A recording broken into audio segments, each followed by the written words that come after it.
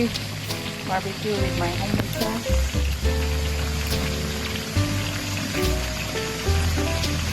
Guys, ayan po ang ating pork ribs with my homemade barbecue sauce. Ayan.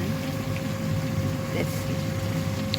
After browning, we're gonna simmer it for until it's tender. Then we're gonna bake it for about 15 minutes sa oven.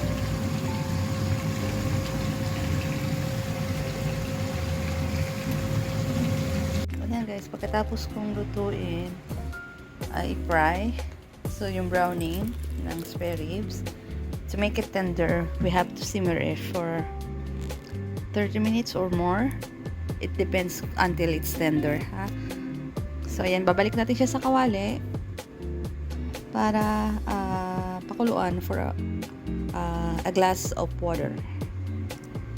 Tapos just put some of your sauce. Yung aking ginawa, ilalagyan ko pa siya ng another sauce para mas malasa. And after that, we're gonna put it in the oven. Ayan guys, yummy! Cooking for my friends. Guys, nilulutuin ko today. Nakasaka lang pa yung pinapakuluan ko pa yung ribs. After ko i-browning kanina, pinakuluan ko. Then, after that, we're gonna put it in the oven. Ayan guys, yung lulutuin ko. Guess what? I'm cooking. And then, yung ibang ingredients dyan, pang garnish lang. Alam nyo, hulaan nyo kung ano yung hindi kasama dyan. Ayan guys. Hello, hello guys. Sinisipag na naman tayo magluto. Okay, daling ko to mamaya sa work ko sa office. Okay. That's a Filipino dish. Yung niluluto ko is inspired with Sri Lankan pork ribs with spice barbecue sauce. Yung ginawa ko last time. And then, ayun nga. Magluto tayo ulit.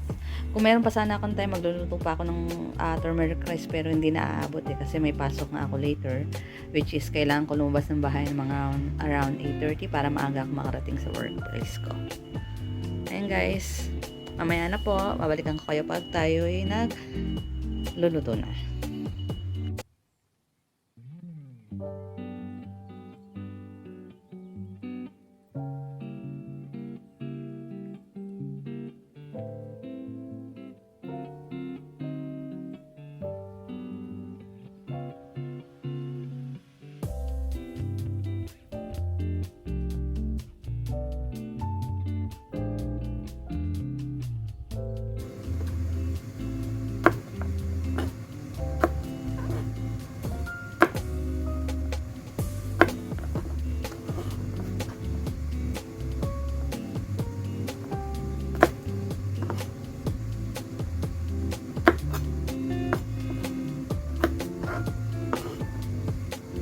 We don't have sitaw, the string beans, so I use the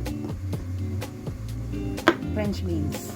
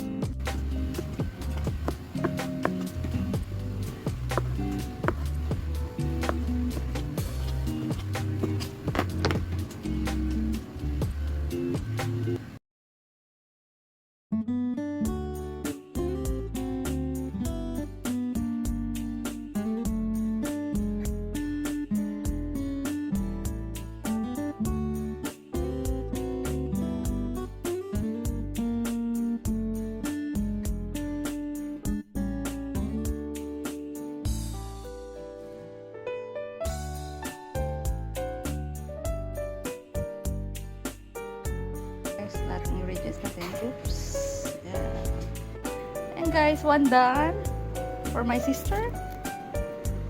Ayan. Okay guys, let's put it in the oven for about 30 minutes. Sa 220 degrees. So bake it. Okay. Ayan po siya guys. After natin mapaiga yung sauce, then we're gonna bake it.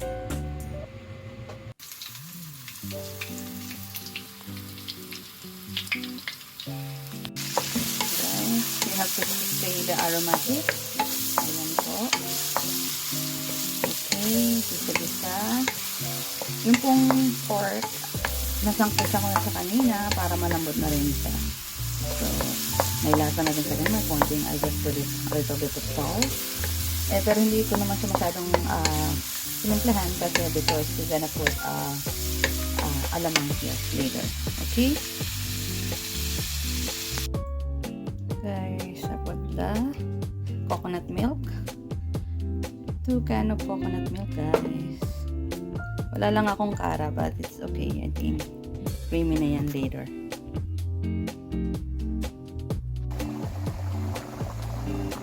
Coconut milk. Ayan. We have to reduce it to become creamier.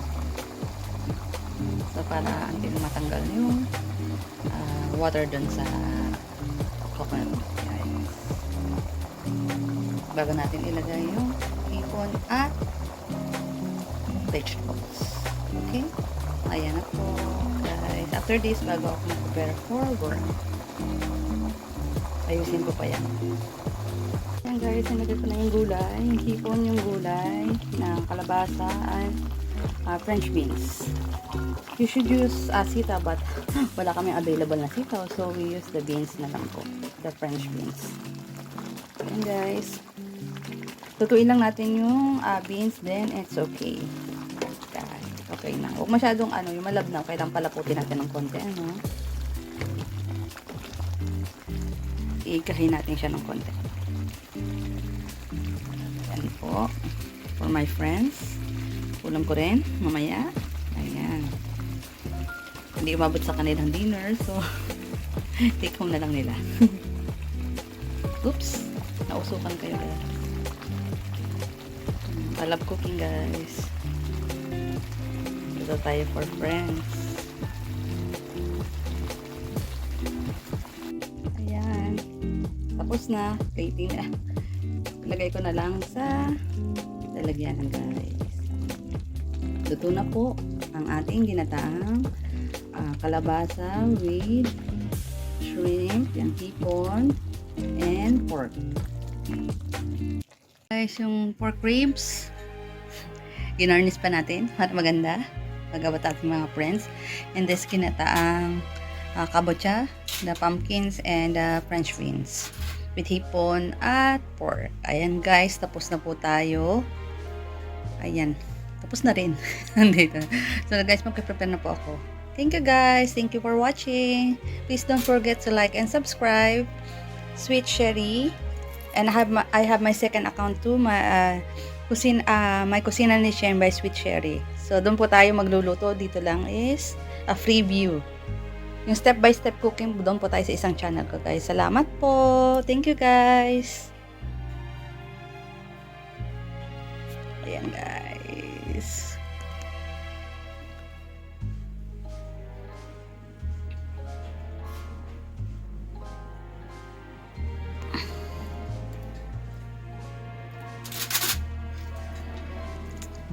Always cook and prepared with love guys. Thank you.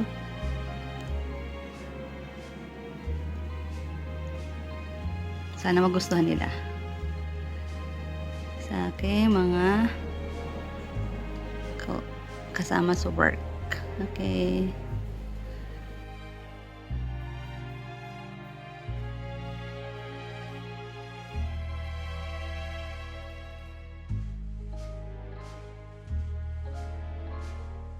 Love is